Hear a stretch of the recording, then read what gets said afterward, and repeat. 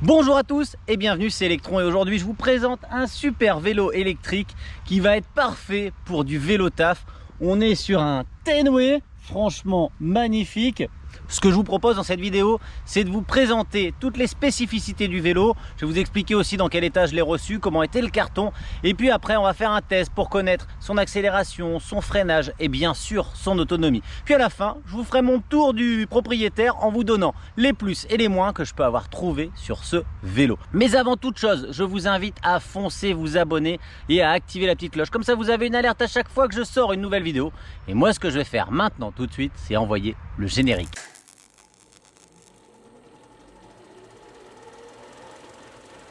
Je vous l'ai dit dans l'intro, je vous présente aujourd'hui le tout dernier Tenway. Je cherchais un vélo taf avec quelques caractéristiques absolument que je voulais. Je voulais de la discrétion, je voulais de la puissance, je voulais une courroie. Là, vous voyez qu'on a la discrétion puisqu'on voit à peine que le vélo est électrique. On a bien une courroie en plus en carbone qui est garantie pouvoir tenir jusqu'à 30 000 km, donc c'est vraiment pas mal. Là on est sur un vélo qui est vendu sur le site, bien entendu le lien il est en description, à 1599 € avec en cadeau la béquille latérale et les deux garde-boue. On voit que les garde-boue tiennent bien l'ensemble de la roue avant comme de la roue arrière. On est sur un look que moi j'affectionne beaucoup, cette petite discrétion, ce bleu qui change un petit peu. On est sur un bleu satin vraiment très joli, il y a une belle finition. J'ai reçu le vélo en parfait état. Puis avant de continuer avec les specs, je vais vous expliquer aussi l'état dans lequel j'ai reçu le vélo. Si vous commandez ce vélo sur le site, vous allez le recevoir assez rapidement. Je crois que ça a duré une petite semaine pour recevoir mon carton.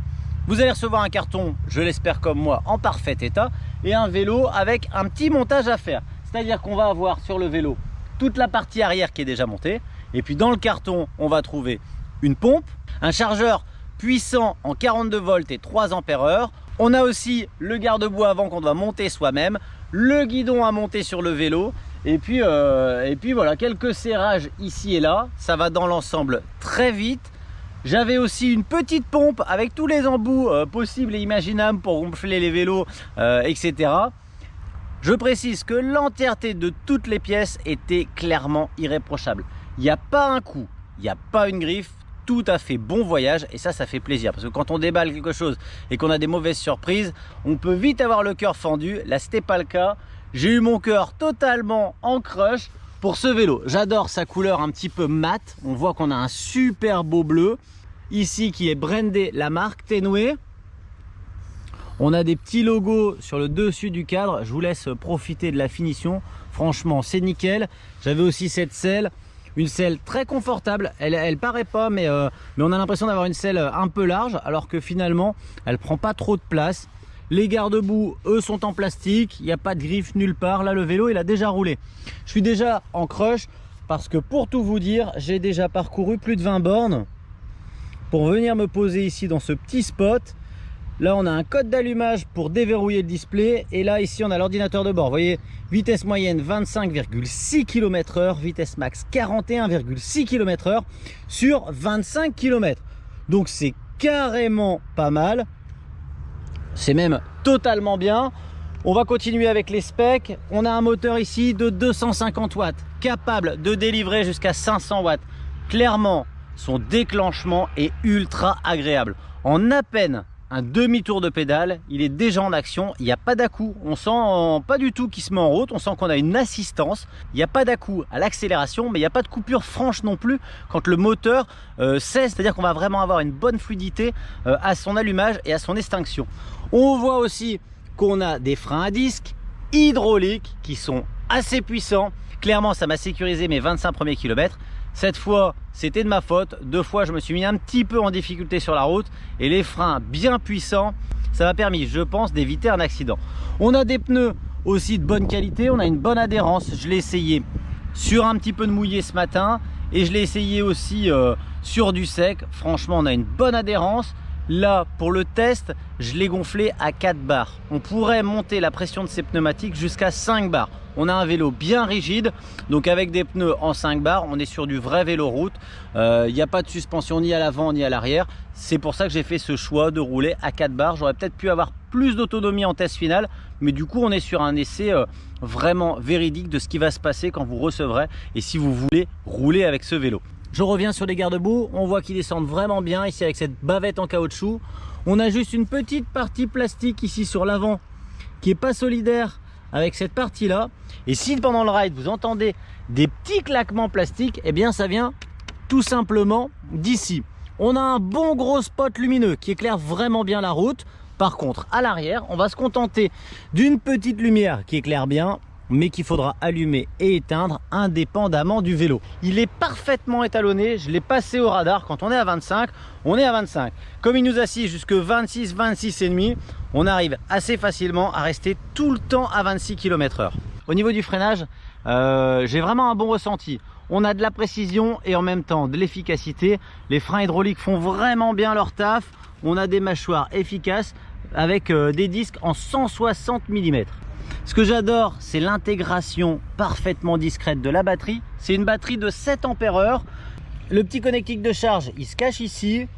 Là, c'est vrai qu'on aurait peut-être pu avoir un bouchon un petit peu plus refermable. Mais si on prend 2 secondes, vous voyez que la finition, elle est vraiment propre.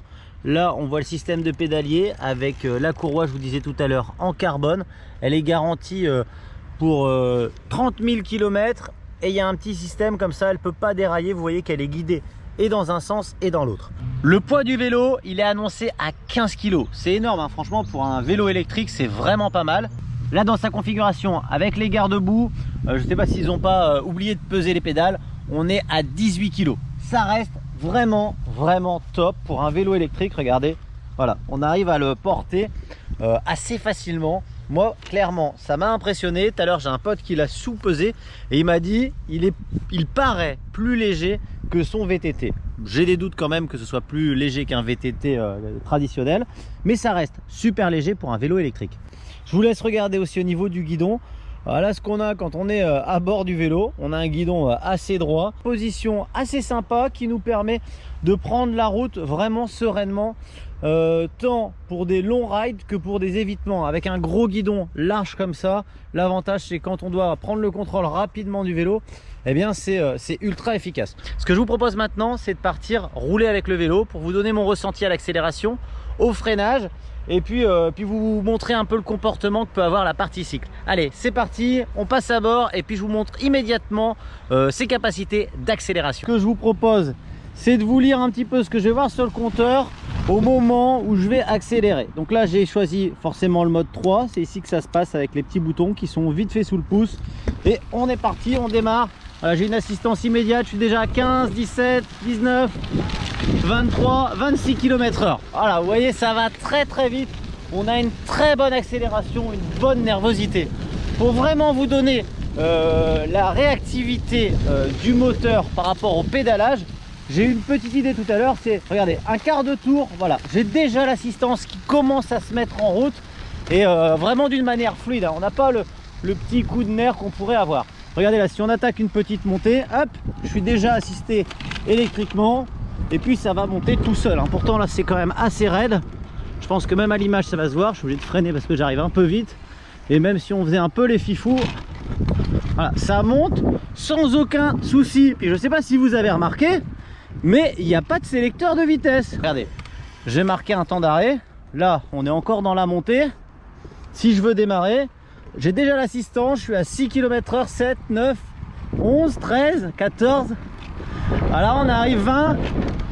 On est déjà à 25 km/h en montée. Donc c'est super rapide, très efficace. On n'est pas sur le meilleur sol pour faire un freinage, mais vous allez voir, voilà, ça freine clairement très fort. Malgré le fait ici que la zone que j'ai choisie, elle est en béton, je sais plus comment ils appellent ça, mais c'est un béton avec les petits cailloux ronds. Donc c'est pas le meilleur macadam qu'on puisse trouver. On n'a pas une super adhérence et pourtant j'ai dû mettre 3,50 m, même pas, pour arrêter le vélo et lancer à 26 km/h.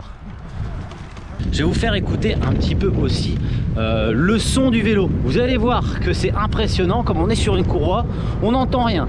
Le moteur ne fait pas de bruit, la courroie ne fait pas de bruit, c'est ultra agréable. Allez, écoutez-moi ce silence.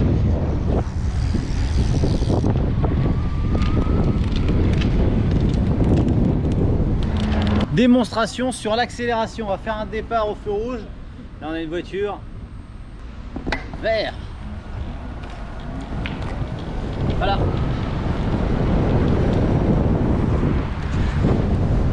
Et tous ceux qui font un peu de ville savent que c'est super intéressant de pouvoir se dépatouiller un petit peu de toutes les situations, que ce soit en évitement, en freinage ou en accélération.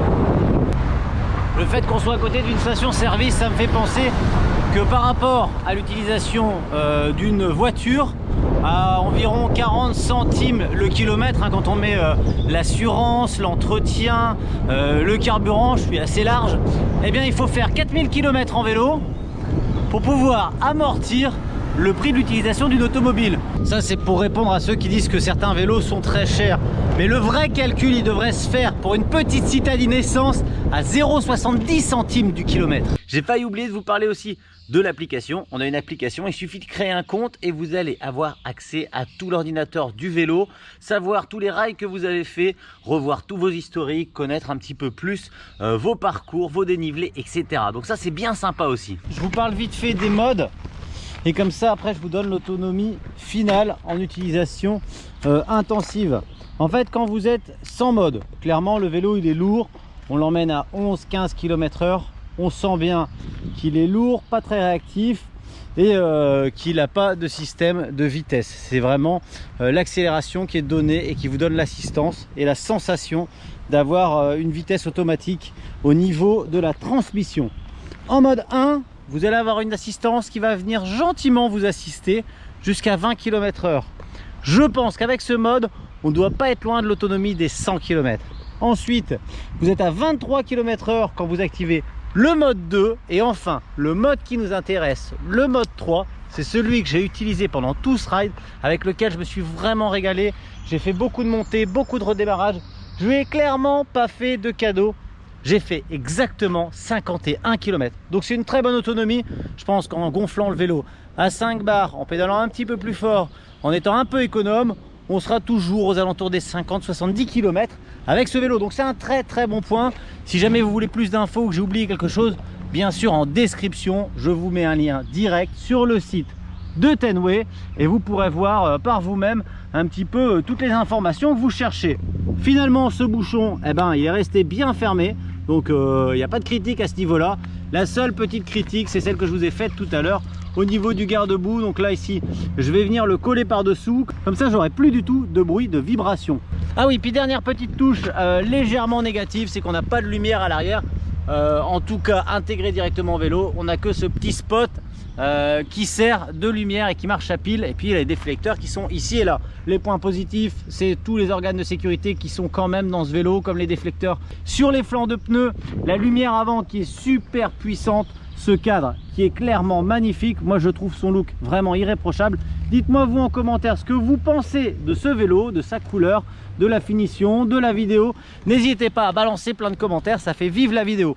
Ce que vous pouvez faire aussi, c'est clairement me mettre une rafale de pouces en l'air parce que ça me fait plaisir. Moi, ce que je vais faire tout de suite, c'est vous dire à très bientôt et vous souhaiter à tous de bons rides.